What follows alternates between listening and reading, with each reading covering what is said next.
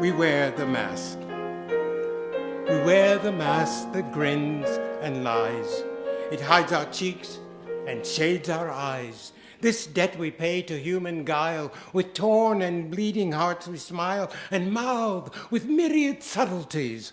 Why should the world be overwise in counting all our tears and sighs?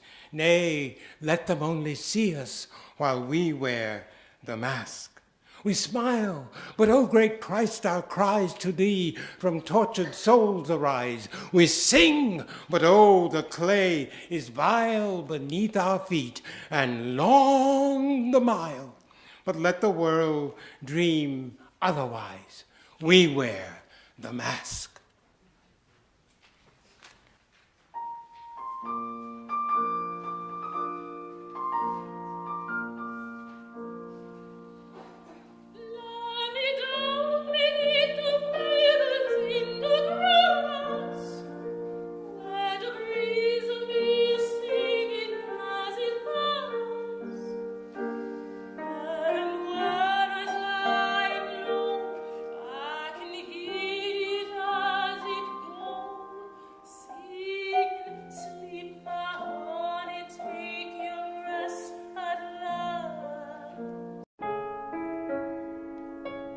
I started this project early November of last year.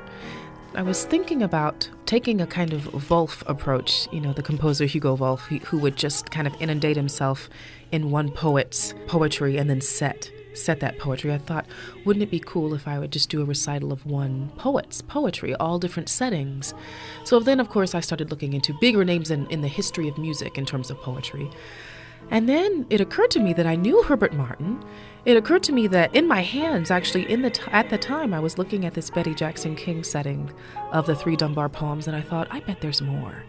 And so once I started delving into it a bit more, I discovered the settings by Carrie Jacobs Bond. I discovered the settings and the friendship between he and Samuel Coleridge Taylor, and it just really took off from there. And I gave Herb a call and let him know my idea of combining what he does so amazingly well, the spoken word, with the art song settings. And it just took off from there.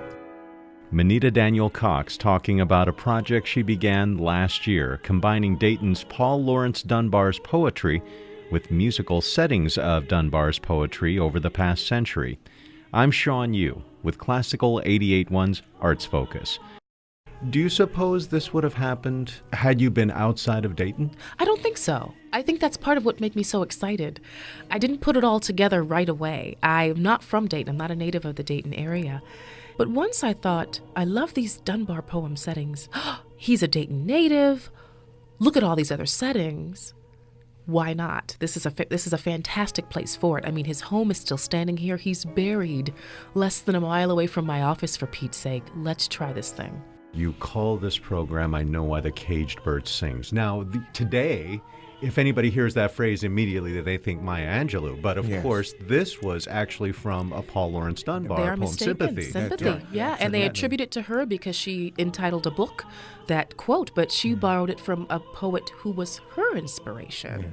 And it's Paul Laurence Dunbar. I wanted people to know he wrote it. I thought it was fantastic because there's singing happening both in the poetry and in the musical settings, and so I thought it was a perfect title for this recital. Is there an inherently musical quality to the poetry of Paul Laurence Dunbar? I think there is, and one has to look at, say, the phrases and then decide, how you might sing this phrase or how you might say this phrase. And both of them apply themselves to music, and it's imperative that you find that right nuance, that right cadence in order to say the thing and to communicate it to the audience or to listeners. I think what moves me most is his remarkable ear. He was able, like composers, to hear those nuances in spoken speech, and then he was able to put that down on the page so accurately, better than anyone had done previous to Dunbar. And I think that contributed a great deal to his fame as well, certainly to his lasting fame. Is there a particularly poignant moment for you as you're singing? I love Dawn. I love the text. An angel robed in spotless white bends down to kiss the sleeping night. Night woke to blush, the sprite was gone. Men saw the blush and called it dawn. It's fantastic. And the way Betty Jackson King sets it, there are these incredibly rich chords, barely tonal. There's just such wonder and supernatural energy to it. It's fantastic. She sets them so well, they really are inseparable in terms of the music and the text. But I will say, the text inspires the music, which is why this entire recital is in honor of the words of Paul Laurence Dunbar. These composers were inspired by his words. A celebration of Paul Laurence Dunbar through song and spoken word, I Know Why the Caged Bird Sings, featuring soprano Minnita Daniel-Cox, poet Herbert Martin, and piano. Discovered.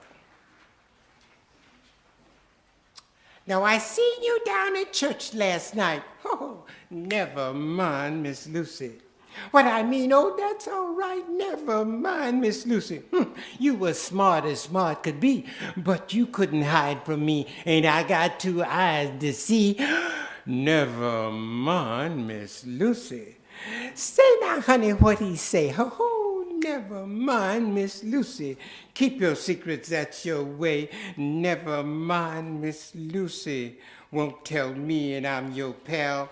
I'm gonna tell his other gal, 'cause I know her too, and her name is Sal. Never mind, Miss Lucy.